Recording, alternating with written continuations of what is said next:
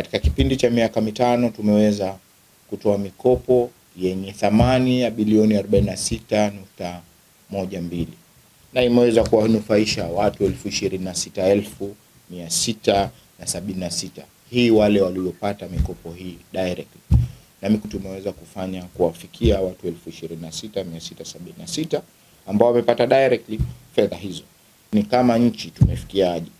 Katika mwaka 23 hadi 24 inaonesha watu 242,890 wamewezeshwa kupitia taasisi za serikali, lakini watu 5,025 kupitia taasisi zisizo za serikali wameweza kuwezeshwa kwenye issue tofauti, kwenye masuala ya maboti, kwa mfano kwa uchumi wa buluu, kwenye watu waliowezeshwa kupewa elimu. Kuna taasisi zimetoa elimu na zimetoa mitaji kuwasaidia kama ni seed funding. Kwa hiyo kwa ukubwa wake serikali imeweza kufanya kuwafikia watu 242,890, lakini kupitia taasisi zisizo za serikali, yani private sector, imeweza kuwasaidia watu 5,025 katika masuala ya uwezeshaji. Lakini wajasiriamali 94 wamepatiwa huduma za kiufundi, kutengenezewa mashine zao.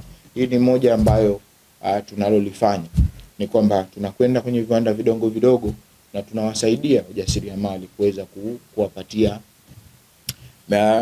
ufundi huo, kuweza kurekebisha mitambo na mambo kama hayo 94. Lakini pia serikali imeweza kutuwezesha sisi kama ZEA kuwa na magari ya kuweza kuwafikia wananchi kwa haraka, na nishukuru tumekuwa tuna magari 4, tumeweza kuwafikia kwa haraka zaidi na mikopo. Kama mnavyoelewa sasa hivi kila unapokwenda katika kona ya Zanzibar, basi swala la mikopo limekuwa linazungumzwa, lakini na watu kweli wanapata mikopo hiyo.